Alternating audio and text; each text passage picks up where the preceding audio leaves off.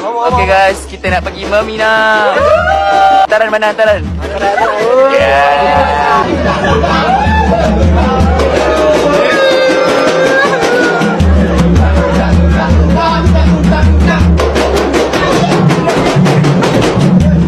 Bismillahirrahmanirrahim. Jalan-jalan di Pasar Bising. Izinkan kami merisik.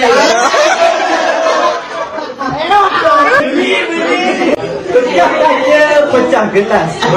Sudah didengar, harap balas. Bulan raya menjamu ketupat. Jadi apa pihak perempuan dapat? Jangan duduk rapat-rapat. Abang handsome korang dapat. Tanjung Dawai ke Sungai Petani. Siapa yang abang handsome mahukan ini? Asyik, sampai bang. Pergi ke Kedah menaiki tol. Mestilah cik saya datang. Boleh juga. Pergi pasar, kita banyak-banyak. Maaf, cik saya dah berpunya.